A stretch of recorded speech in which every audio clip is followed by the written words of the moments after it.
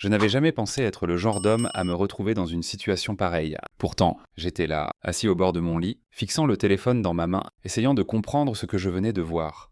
Tout a commencé par un message, aucun avertissement. Aucune montée en tension, juste un simple texto qui a bouleversé mon monde. Tu devrais savoir ce que fait ta femme quand tu n'es pas là. En pièce jointe, une photo.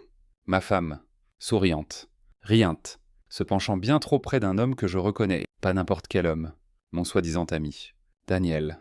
L'image l'est montrée dans un restaurant, assis dans un box, sa main posée sur sa cuisse. Mon estomac s'est noué. Je voulais croire que c'était innocent. Peut-être un malentendu, mais quelque chose dans la façon dont elle le regardait sur cette photo. À l'aise. Intime me rangeait, je n'ai pas répondu au texto tout de suite. Au lieu de ça, je suis resté là, à faire défiler mon téléphone, cherchant des indices sans même savoir ce que je cherchais. Soudain, tout a commencé à prendre sens. Les soirées tardives, son intérêt soudain pour les sorties entre filles, et la façon dont elle était devenue distante, physiquement et émotionnellement. Chaque excuse, chaque sortie inexpliquée, défilait dans ma tête comme les pièces d'un puzzle s'assemblant. J'essayais de rester calme, mais mes mains tremblaient. Je me sentais stupide et complètement pris au dépourvu. J'avais besoin de réponses, et je les voulais maintenant. Alors, j'ai attendu qu'elle rentre à la maison. Quand elle a franchi la porte ce soir-là, souriante et agissant comme si de rien n'était, j'avais l'impression que j'allais exploser. Je n'ai pas tourné autour du pot. J'ai brandi mon téléphone, lui ai montré le message et la photo, et lui ai demandé de s'expliquer. Pendant un instant, elle a juste fixé l'écran. Puis moi. Son visage est passé du choc à la colère presque instantanément. « Tu vas vraiment croire ces conneries », a-t-elle lancé. « Tu es paranoïaque, paranoïaque. » J'avais envie de hurler. Au lieu de ça, je l'ai pressé de me dire la vérité. Je lui ai dit que les pièces du puzzle ne collaient pas, que je sentais depuis des semaines que quelque chose clochait. Mais elle n'a pas cédé. Elle a redoublé d'efforts, me traitant d'insécure et de contrôlant. Elle me faisait passer pour le problème, comme si j'imaginais tout. Et peut-être, l'espace d'une seconde, ai-je commencé à douter de moi. Peut-être que je surréagissais, peut-être que je laissais mes émotions prendre le dessus. Mais ensuite, je me suis souvenu du regard qu'elle avait dans cette photo. Un regard qu'elle ne m'avait pas adressé depuis des mois. J'ai exigé de voir son téléphone. C'est là que son attitude a complètement changé. Elle l'a arraché, le tenant comme si sa vie en dépendait. « Tu ne me fais pas confiance », a-t-elle crié. C'est exactement pour ça que notre mariage s'effondre. Je n'en croyais pas mes oreilles. Elle retournait la situation contre moi, agissant comme si c'était moi qui détruisais notre relation. C'est là que j'ai compris. Elle ne cherchait même plus à nier. Elle se contentait de détourner l'attention, essayant de me faire passer pour le méchant pour couvrir ce qu'elle avait fait. Je voulais continuer à insister. Je voulais qu'elle l'admette. Mais quelque chose en moi a craqué. Je ne pouvais plus supporter de la regarder. J'ai pris mes clés et je suis sorti, la laissant crier derrière moi alors que je claquais la porte. J'avais besoin d'air. J'avais besoin d'espace pour réfléchir. Mais surtout, j'avais besoin de comprendre ce que j'allais faire ensuite. Parce qu'au fond, je savais que ce n'était pas fini. Je n'ai pas dormi cette nuit-là. Je ne pouvais pas. Mon esprit s'emballait, rejouant chaque conversation, chaque moment qui semblait soudain être un mensonge. J'ai pensé à partir, à faire un sac et ne jamais me retourner. Mais quelque chose en moi refusait de lâcher. Pas encore, j'avais besoin d'une conclusion, de réponse. Quelque chose de plus que ces manipulations et ces excuses vides. Le lendemain matin, elle a agi comme si rien ne s'était passé. Elle est entrée dans la cuisine, a préparé du café, et a même essayé de me parler de nos projets pour le week-end. Comme si la veille n'avait été qu'un mauvais rêve. Je n'ai pas joué le jeu, j'ai à peine dit un mot, et elle le sentait. La tension était palpable, mais elle a continué à essayer de faire comme si tout allait bien. Puis elle a mentionné la fête. Apparemment, une de nos amies communes, Lisa, organisait une petite réunion ce samedi. Ma femme en a parlé nonchalamment, comme s'il s'agissait juste d'un autre événement social auquel nous devions assister. Mais je voyais les choses différemment. Je voyais une opportunité. Daniel sera là, a-t-elle dit, presque trop vite, guettant ma réaction. J'ai senti ma mâchoire se crisper, mais je ne lui ai pas montré à quel point cela m'atteignait. Au lieu de ça, j'ai simplement hoché la tête et accepté d'y aller. Si elle pensait que j'allais rester en arrière et la laisser parader son aventure devant moi, elle se trompait lourdement. Quand le samedi est arrivé, j'avais l'impression de pénétrer en territoire ennemi. Je sentais déjà les regards sur moi dès que nous avons franchi la porte. La pièce bourdonnait de conversation et de rires, mais tout cela semblait faux, comme si tout le monde savait quelque chose que j'ignorais. Et peut-être était-ce le cas. Ma femme n'a pas perdu de temps pour faire le tour des invités, souriant et discutant comme l'hôtesse parfaite. Mais ensuite, je l'ai vu, Daniel, debout près du bar, un verre à la main, l'air aussi suffisant que je l'avais imaginé. Il m'a vu aussi.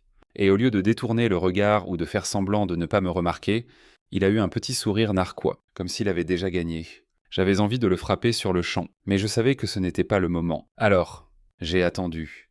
J'ai observé, et j'ai commencé à remarquer la façon dont les gens me regardaient avec sympathie, mal à l'aise, comme s'ils savaient ce qui s'était passé, mais ne voulaient pas s'impliquer. Ça a empiré quand ma femme s'est finalement dirigée vers lui. Elle riait à ses blagues, se penchait bien trop près, et touchait même son bras, juste sous mes yeux. C'était délibéré. Elle voulait que je le voie, elle voulait que je réagisse, que je fasse une scène pour qu'elle puisse encore jouer la victime. Mais je ne lui ai pas donné cette satisfaction. Pas encore. Au lieu de ça, j'ai commencé à parler aux gens, faisant semblant de ne pas être affecté. Je me suis servi un verre et j'ai participé aux conversations superficielles. Mais à l'intérieur, je bouillais. La goutte d'eau a été quand j'ai entendu un des invités murmurer à un autre. « Tu as entendu ce qui s'est passé entre eux. Le pauvre gars ne se rend même pas compte à quel point c'est grave. C'en était trop. » Ma patience a craqué. Je ne savais pas comment la soirée allait se terminer. Mais une chose était sûre, ça n'allait plus être balayé sous le tapis. Mon humiliation avait atteint ses limites. Et j'étais prêt à l'affronter de front. J'ai posé mon verre et pris une profonde inspiration. Mes mains étaient serrées si fort que mes jointures étaient blanches. Mais je m'en fichais. Je n'allais pas rester là à la laisser me humilier plus longtemps. Pas devant ces gens, pas devant lui. J'ai traversé la foule, mes yeux fixés sur elle alors qu'elle rejetait la tête en arrière en riant à quelque chose que Daniel avait dit. Elle ne m'a même pas vu arriver quand je les ai enfin rejoints. L'air autour de nous semblait avoir changé. Les conversations se sont atténuées. Les gens se sont tournés pour regarder, sentant la tension. Je n'ai pas pris la peine d'y aller doucement. J'ai attaqué directement. C'est quoi ça, bordel ? Et je dis, assez fort pour que tout le monde à proximité entende. Ma voix était plus tranchante que je ne l'avais prévu. Mais je m'en fichais. Tu fais vraiment ça ici. Devant tout le monde. Son sourire s'est évanoui et ses yeux se sont tournés vers le public qui s'agrandissait. De quoi tu parles ? A-t-elle dit, essayant de garder un ton calme, mais je pouvais voir la panique derrière. Tu sais exactement de quoi je parle. J'ai fait un geste vers Daniel. Tu te faufiles avec lui. Tu me mens en pleine face. Et maintenant tu l'exhibes devant tous ces gens comme si je n'existais pas. Des murmures choqués ont parcouru la pièce. Mais le visage de ma femme s'est durci. Elle s'est approchée, baissant la voix. « Ne fais pas ça ici. » A-t-elle sifflé. « Pourquoi pas ?» ai-je rétorqué. « Tu n'étais pas inquiète de le faire ici quand tu te collais à lui comme si je n'étais pas juste là. » Daniel s'est agité, sa suffisance s'estompant pour laisser place à une attitude plus défensive. Mais il n'a rien dit, il est resté là, la laissant gérer, lâche. Puis c'est arrivé. Elle a levé la main et avant que je puisse réagir, sa paume s'est écrasée sur mon visage, forte. Le son a résonné dans la pièce et la brûlure a traversé ma joue. Toute la fête s'est tue, mes oreilles bourdonnaient et pendant une fraction de seconde, je n'arrivais même pas à comprendre ce qui venait de se passer. J'ai touché ma joue, m'attendant presque à trouver du sang, mais ce n'était que la chaleur irradiant de ma peau. « Tu es pathétique. » A-t-elle craché, sa voix tremblante. « Tu ne supportes pas que quelqu'un me veuille vraiment. Quelqu'un qui me traite mieux que tu ne l'as jamais fait. » Ces mots ont frappé plus fort que la gifle. Les gens dans la foule échangeaient des regards, murmurantes. Et je pouvais sentir leur pitié comme des aiguilles sur ma peau. Daniel est enfin intervenu, posant une main sur son épaule comme pour la calmer. « Peut-être que tu devrais partir. » a-t-il dit. Me regardant comme si j'étais un chien errant entré sans invitation, c'est là que quelque chose en moi a craqué. Je n'allais pas partir. Je n'allais pas les laisser m'humilier et me jeter comme une ordure. Mon poing s'est serré et j'ai fait un pas vers lui. « Tu crois que je vais partir ?» ai-je grogné. Pas question. Daniel a essayé de jouer les durs, redressant les épaules. Mais je voyais cette lueur de peur dans ses yeux, il n'était pas prêt pour ce qui allait suivre. Elle non plus. Et à cet instant, je m'en fichais, je ne pensais pas aux conséquences. Je ne pensais pas aux gens qui regardaient. Tout ce que je savais, c'est que ce n'était pas fini. Loin de là. Je n'ai pas hésité. Mon sang bouillait, et toute l'humiliation. Les mensonges et la gifle qui brûlait encore sur ma joue m'enflammaient comme de l'essence sur un feu. Daniel a reculé d'un demi-pas alors que je m'approchais. Mais je n'allais pas lui laisser le moindre répit. « Tu crois que tu peux me parler comme ça ?» ai-je dit, ma voix basse mais assez tranchante pour couper la tension. Après t'être faufilé avec ma femme ? Après m'avoir fait passer pour un imbécile. Il a essayé de garder son calme. Mais je voyais sa pomme d'Adam tressauter alors qu'il déglutissait difficilement. « Écoute, mec, je comprends que tu sois énervé, mais ce n'est pas l'endroit pour ça. » J'ai presque ri. Pas l'endroit. Tu n'avais aucun problème à en faire l'endroit quand tu as décidé de parader avec elle juste sous mes yeux. J'ai pointé un doigt vers ma femme, qui restait figée. Ses bras étaient croisés sur sa poitrine, mais je ne l'ai pas regardé longtemps. Mon attention était fixée sur lui. « Reculez », a dit Daniel, sa voix se raffermissant enfin. Il a redressé les épaules, pensant que cela m'intimiderait. Mais ça a eu l'effet inverse. Ou quoi ? J'ai fait un pas de plus. La foule s'est agitée, certains reculant tandis que d'autres se penchaient. Avide de voir jusqu'où cela ira. C'est alors qu'il m'a poussé, pas grand-chose, juste assez pour me faire reculer d'un pas. Mais c'était toute l'excuse dont j'avais besoin. Mon poing a atteint sa mâchoire avant qu'il n'ait le temps de cligner des yeux. Le bruit de l'impact a résonné dans la pièce et il a trébuché en arrière. Manquant de renverser la table derrière lui, des cris ont éclaté. Mais je n'arrivais pas à distinguer ce que les gens disaient. Tout s'est brouillé, comme si le monde entier s'était tu, sauf le battement dans ma poitrine. Daniel s'est redressé, essuyant le sang de sa lèvre, puis s'est jeté sur moi. Nous nous sommes écrasés sur le canapé, renversant verre et bouteilles en tombant au sol. Il a lancé un coup de poing désordonné qui a à peine effleuré mon épaule. Mais je l'ai attrapé par le col et j'ai enfoncé mon poing dans ses côtes. 1 fois, 2 fois, 3 fois, jusqu'à ce qu'il halète. « Lâche-le » ai-je entendu ma femme crier. Mais je n'ai pas arrêté. Pas avant qu'il ne me repousse assez fort pour se remettre sur ses pieds. Son visage était rouge, son nez saignait, et ses yeux écarquillés de panique.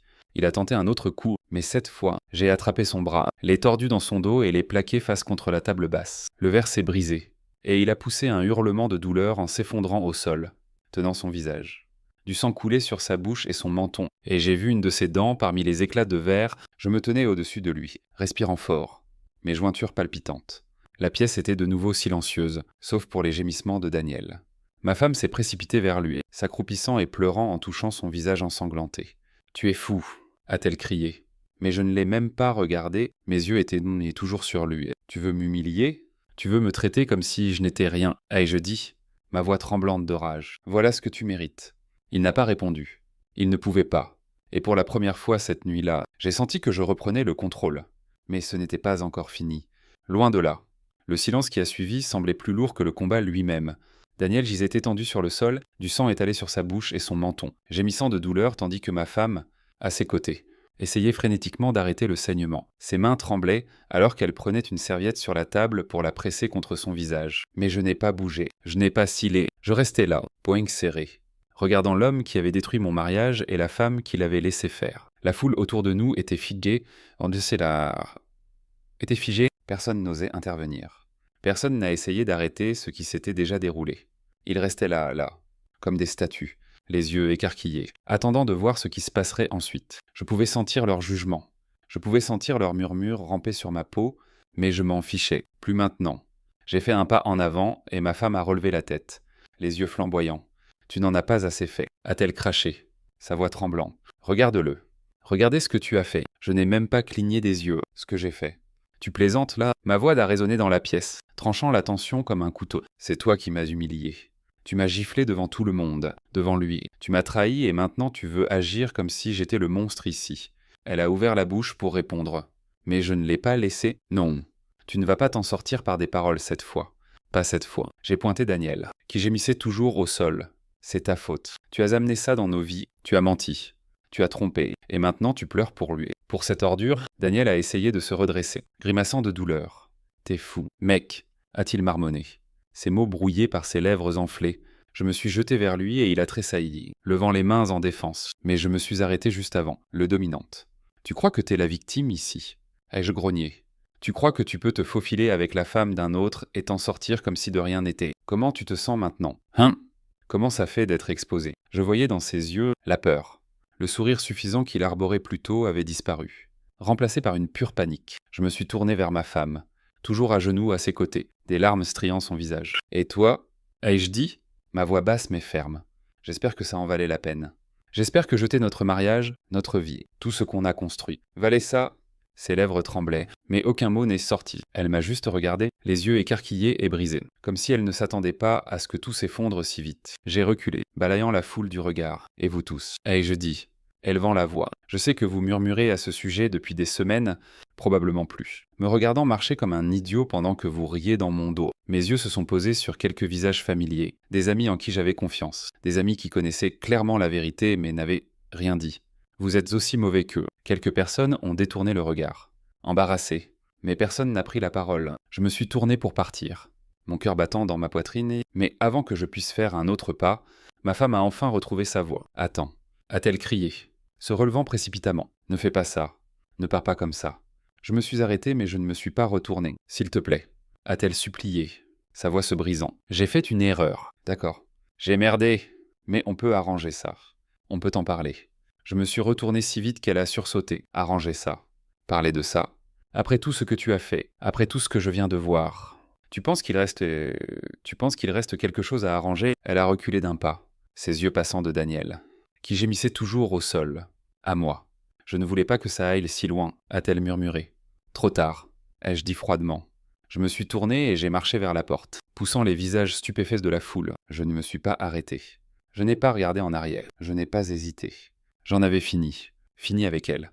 Fini avec les mensonges. Fini d'être le fou que tout le monde pensait que j'étais. Mais en sortant et en sentant l'air frais de la nuit frapper mon visage, je savais une chose pour sûre, ce n'était pas la fin. Loin de là. Je suis sorti de cette maison, mais la colère ne m'a pas quitté. Elle collait à ma peau, brûlant plus fort à chaque pas que je faisais dans l'allée. Le son des voix étouffées et des pas précipités me suivait, mais je ne me suis pas arrêté. Pas avant d'atteindre ma voiture, pas avant de claquer la portière et de m'asseoir là, agrippant le volant si fort que mes jointures sont devenues blanches. Ma poitrine se soulevait et mon cœur battait dans mes oreilles. Mais ce n'était pas fini. Pas encore, j'ai fixé mon reflet dans le rétroviseur. Mon visage était encore rouge, ma joue brûlait de sa gifle. Et mes mains étaient couvertes de sang, son sang. Et le pire, je ne le regrettais pas, pas une seconde. Mais en restant là, la réalité de ce qui venait de se passer a commencé à s'installer. Mon mariage était fini. Tout ce que je pensais avoir, tout ce que je pensais que nous construisions, c'était fini, détruit. Mon téléphone a vibré sur le siège passager. J'ai jeté un coup d'œil à l'écran. Son nom illuminait l'affichage, Amanda. Je l'ai laissé sonner. 1 minute plus tard, il a vibré à nouveau. Un autre appel, puis un texto. Puis un autre. Parle-moi. S'il te plaît. On doit arranger ça. Ne jette pas tout comme ça. J'ai frappé le volant de mon poing, faisant klaxonner brièvement. Arranger ça. J'éterre tout. Elle avait déjà tout jeté à la seconde où elle l'avait laissé entrer dans nos vies. À la seconde où elle avait décidé que je n'étais pas assez, je suis resté là, fixant le téléphone jusqu'à ce que l'écran s'éteigne. Puis j'ai pris ma décision. J'ai tourné la clé dans le contact et j'ai conduit. Je ne savais pas où j'allais au début. Juste loin. Loin de la maison. Loin d'elle. Loin du désastre qu'elle avait fait de nos vies. Mais alors que l'adrénaline commençait à s'estomper, autre chose s'est insinuée. La clarté. Pour la première fois depuis que j'avais vu cette photo, je n'étais pas aveuglé par la colère ou l'humiliation. Je pensais clairement, et je savais exactement ce qui devait se passer ensuite. Je n'allais pas la laisser retourner la situation et se faire passer pour la victime. Je n'allais pas la laisser revenir en rampant, mendiante le pardon, pour ensuite recommencer à la seconde où elle s'ennuierait. Non, elle avait fait son choix, et maintenant c'était à mon tour. Le lendemain matin, j'ai engagé un avocat. Je ne lui ai pas donné le temps de tisser son histoire. Je ne l'ai pas laissé me manipuler pour me faire douter de moi. J'ai demandé le divorce le même jour, et je me suis assuré qu'elle le sache. Quand elle est rentrée ce soir-là, j'étais déjà en train de faire mes valises. Elle se tenait dans l'embrasure de la porte, des larmes coulant sur son visage, me suppliant d'arrêter. Mais je ne l'ai même pas regardée. Tu n'as pas le droit de pleurer maintenant, ai-je dit, enfonçant une autre chemise dans ma valise. Tu n'as pas le droit de jouer la victime. C'était une erreur, a-t-elle sangloté. J'ai merdé, mais on peut arranger ça. Je me suis enfin tourné pour lui faire face. Non, on ne peut pas... Et sur ces mots, je suis parti. Les semaines qui ont suivi n'ont pas été faciles. Il y avait plus de textos, plus d'appels, plus de tentatives pour me faire sentir coupable ou reconsidéré. Mais je suis resté ferme. Je me suis concentré sur moi, sur la reconstruction des morceaux de ma vie qu'elle avait brisés. Et chaque fois que le doute commençait à s'insinuer, je repensais à cette gifle, à la façon dont elle l'avait regardée juste sous mes yeux. Et ça me rappelait pourquoi je faisais ça. Daniel, Louis, n'est plus revenu. Après ce que je lui avais fait, je doute qu'il ait même eu le courage de me regarder dans les yeux si nos chemins s'étaient croisés.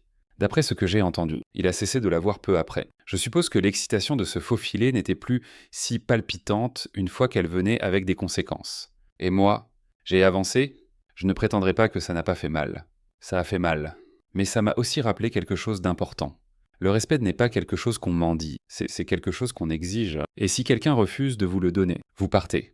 Parce que peu importe à quel point ça fait mal, partir reste toujours mieux que de laisser quelqu'un vous détruire et appeler ça de l'amour.